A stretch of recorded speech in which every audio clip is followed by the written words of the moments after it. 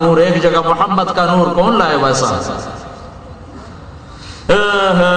Nasima جانب بطحا گزر کن، ز احوال محمد را خبر کن، ببرئی جان مشتاقم دراجا ہدائے روزہ خیر البشر کن، یا خیر من دفنت فی البقاء اعظمہ فطاب من طیبہن القاع والاکم، بقاع اعظمہ فطاب من طیبہن القاع والاکم، نفس الفدا لقبر انت ساکن فیہ العفاف وفیہ الجود والکرم۔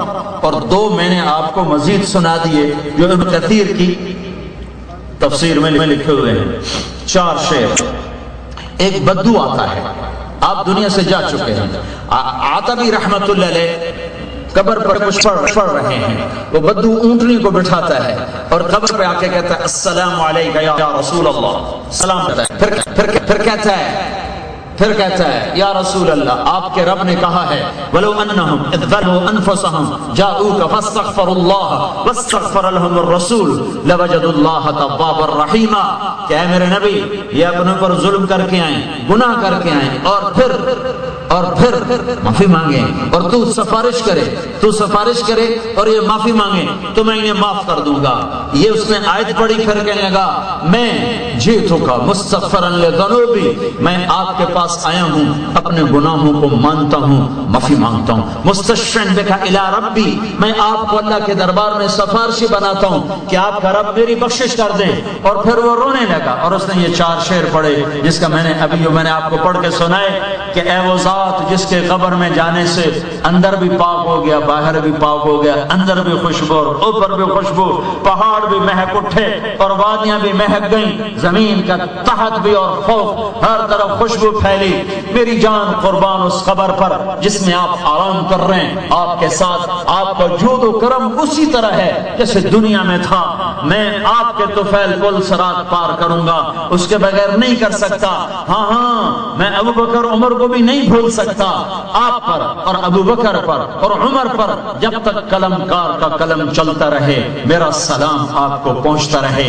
یہ اشعار کہے اور آنسو پوچھتا ہوا اونٹنی کو چل دیا۔ ابھی وہ اونٹنی پہ بیٹھ رہا ہے کہ عتبی پر ایک دم نیند آئی، ایک دم اونگ آئی، فوراً اللہ کے نبی کی خواب میں زیارت ہوئی کہ عتبی اٹھو اور اس بدو سے کہہ دو تیری فریاد پہنچ گئی اور تیری بخشش ہو گئی۔ تو اس خطے کا تو کوئی مقابلہ نہیں ہے، لیکن اس کے علاوہ جو میں جہان پھرا ہوں میں تمہیں بتا رہا ہوں، قدر کرو اپنے علماء کی، ان مدارس کی، تبلیغ کے کام کی۔ تبلیغ کا کام تو ہر مسلمان کا کام ہے، جو ختم نبوت کا ماننے والا ہے تبلیغ اس کا کام ہے، کرو یا نہ کرو۔ کلمہ پڑھنے پر نماز فرض ہوئی ہے کہ نہیں؟ اب پڑھو یا نہ پڑھو۔ ایسے ہی میرے بھائیو ختم نبوت کے اقرار پر تبلیغ ذمہ ہو گئی، کرو یا نہ کرو۔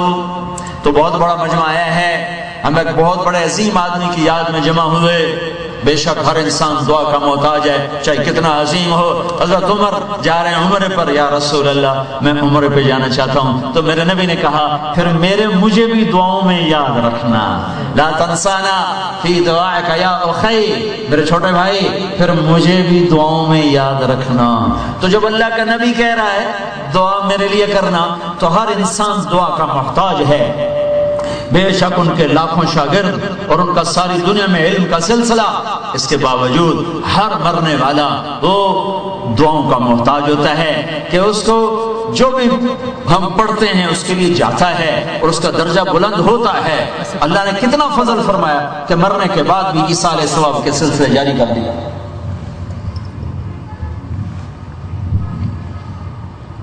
ایک آدمی نے کہا یہ ثواب تو پہنچتا ہی نہیں، میں نے کہا پھر جنازہ بھی نہ پڑھو، جدو ثواب آپ پڑھتا ہے کوئی جانا ایویں جا کے سٹ دو کہ ثواب تو پہنچتا ہی نہیں، میں نے کہا جنازہ کیوں پڑھ دو؟ میرے نبی نے کہا جس کے لیے 40 آدمی مل کے دعا کرنا نا اس کی بخشش کر دیتا۔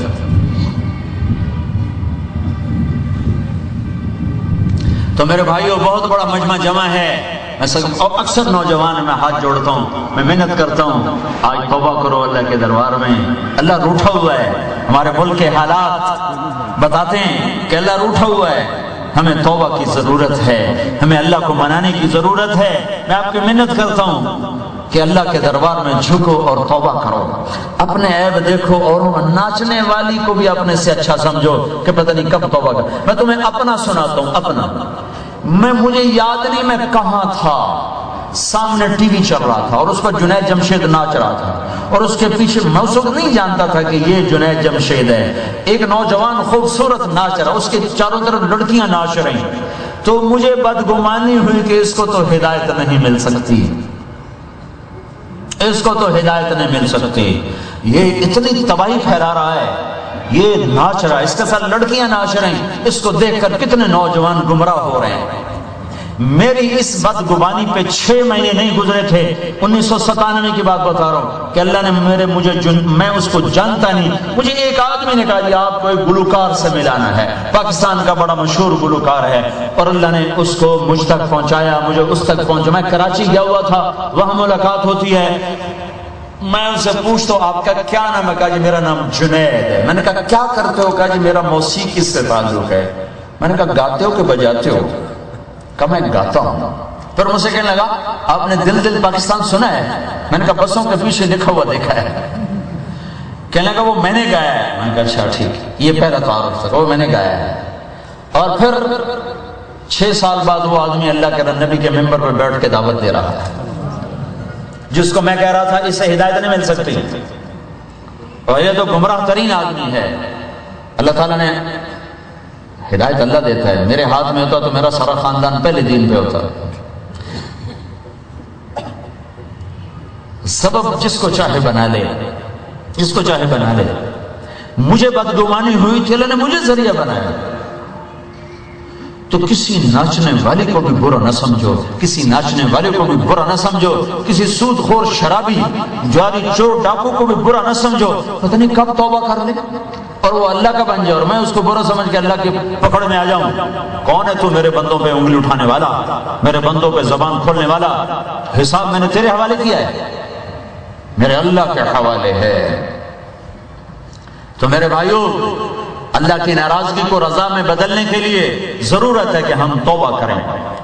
چلو معاف ہونا تو سمجھ میں آتا ہے، اسے اگلی سنو۔ جب میں توبہ پہ پکا ہو جاتا ہوں تو پھر اللہ کہتا ہاں بھائی جو پیچھے گناہ کیے تھے سب نیکیوں میں لکھ دیے جائیں۔ اللہ نے آپ کے کھاتا کھول دیتا، لوٹی پالو میں لوٹی لوٹ سیل، حالانکہ لوٹتے آپ بیٹھے ہوتے ہیں، اتنے لکھا ہوتا لوٹ سیل، یعنی آؤ تو انہوں سے لوٹ لوی ہے، جڑا مال نہیں نا وکدا وہ لا دینے لوٹ سیل۔ بھائی یہ نال بھی تھوڑا بوجھ کپ لینا ہے سی، لوٹ تو میرے اللہ نے لگائی ہے، آؤ اللہ کے خزانے لوٹ لو۔